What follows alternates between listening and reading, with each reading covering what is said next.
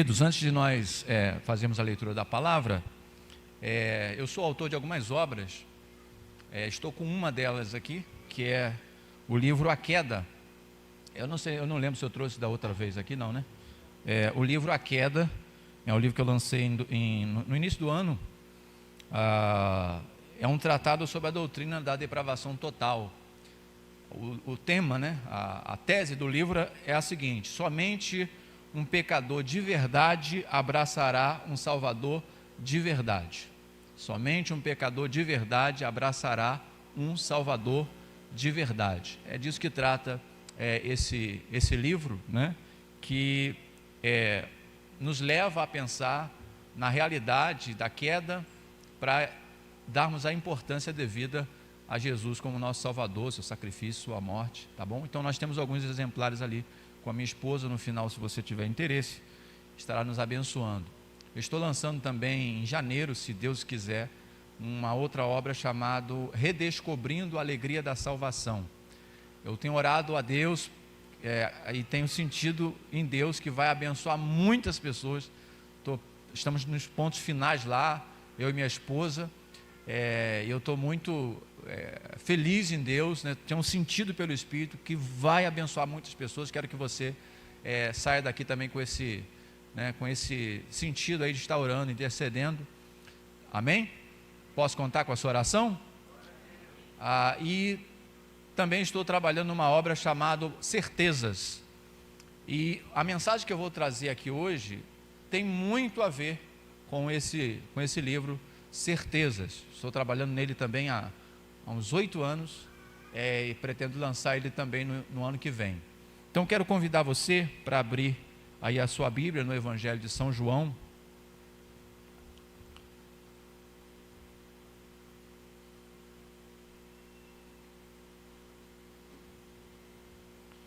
capítulo 19,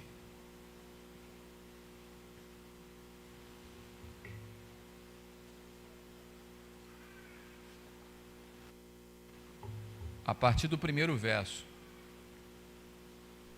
Eu vou fazer a leitura do texto todo. Então vamos aproveitar aqui e ler a Escritura. Capítulo 19 do Evangelho de São João, do 1 ao 30.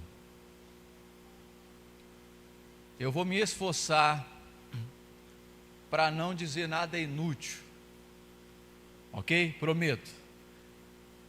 E eu quero que você também se esforce então para prestar atenção em tudo que eu vou falar, para manter a sua atenção aí naquilo que eu vou estar ministrando. Eu tenho certeza que essa é uma palavra poderosa para a sua vida, que vai tocar seu coração, que vai fazer você sair daqui hoje diferente. Algumas pessoas serão especialmente tocadas por essa palavra. Pessoas que estão passando por momentos difíceis, principalmente, sairão daqui poderosamente tocadas por essa palavra, desde que se abram para o que Deus quer falar através da sua palavra e através da minha vida. Amém? Evangelho de São João, essa mensagem tem como título Consumação Gloriosa. Consumação gloriosa.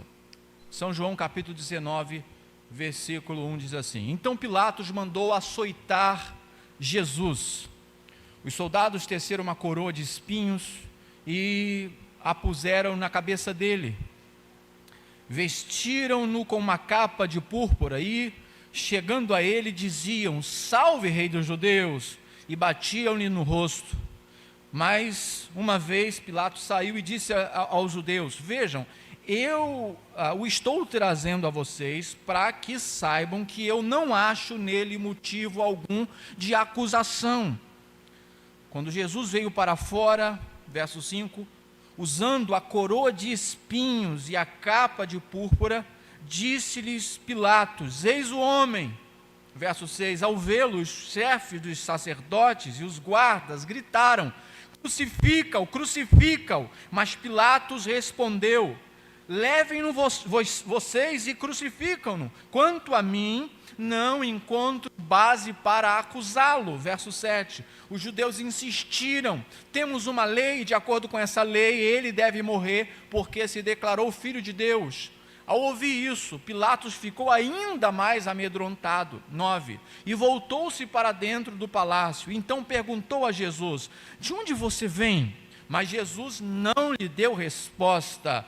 Verso 10. Você se nega a falar comigo? Disse Pilatos.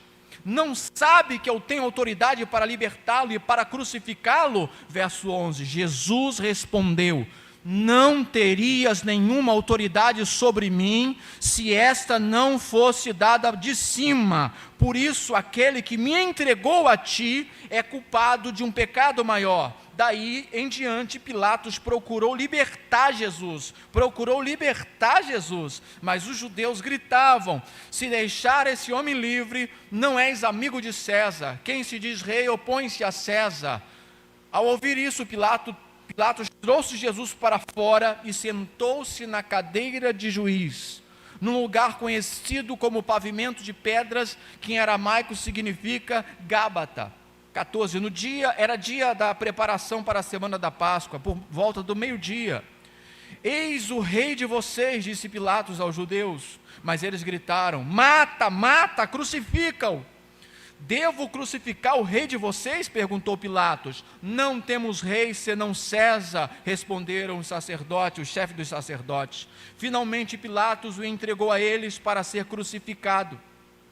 Então os soldados encarregaram-se de Jesus, levando a sua própria cruz. Verso 17. Ele saiu para o lugar chamado Caveira, que em aramaico é chamado Gólgota.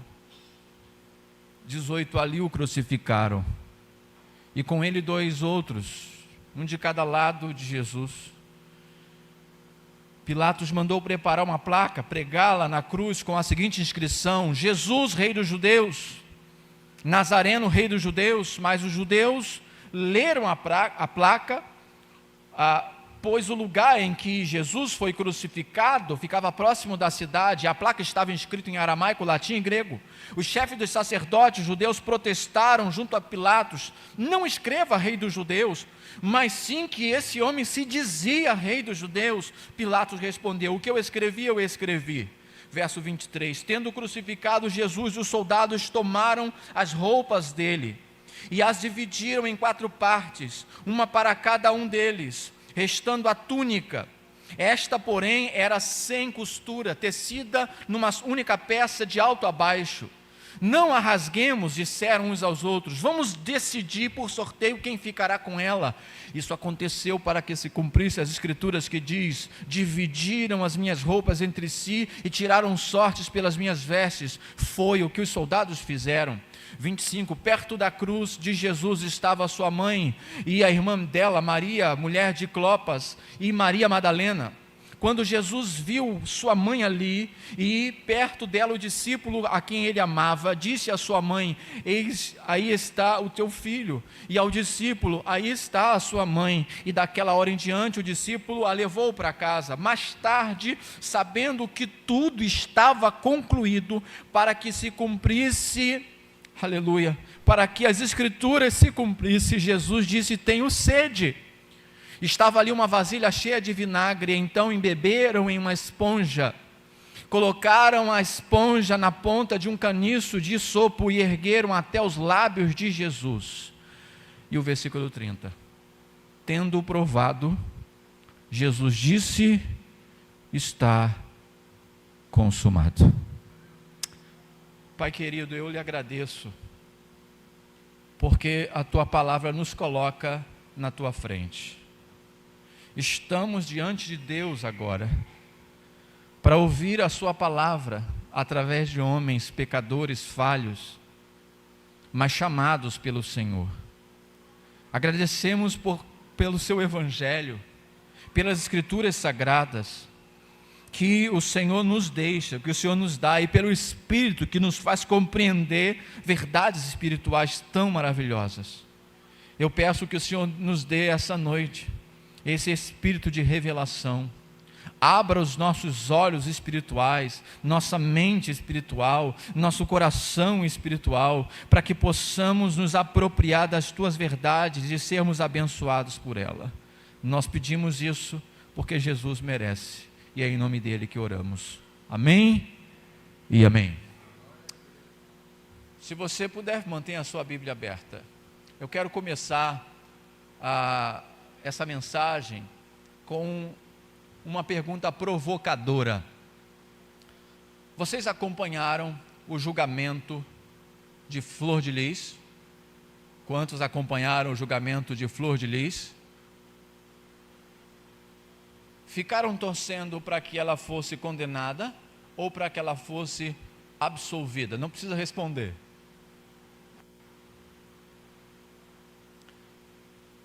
É interessante como nós assumimos a posição de juízes, mesmo quando nós não somos chamados para isso, para fazer isso. Se alguém está sendo julgado, nós compomos o júri. E quando nós lemos aqui a narrativa do julgamento de Jesus por Pilatos, nós ficamos torcendo, veja se não, para que Cristo seja absolvido, para que essa injustiça não prossiga. Sim ou não? Afinal de contas, ele é inocente. Pilatos, que está em posição de juiz, percebe isso, sabe que é injustiça condená-lo, e é por isso que Pilatos se abstém. Então, nós ficamos na torcida para que tudo dê certo para Jesus no final. Mas aqui está o grande mistério do Evangelho. Se tudo desse certo para Jesus, e ele não fosse injustamente condenado à morte, tudo daria errado para nós. Então o nosso sentimento natural, nesse momento, se cremos que isso aqui é verdade, vai contra nós, porque nós é que seríamos todos condenados justamente por Deus. Amém? Faz sentido isso para você? Como entender isso?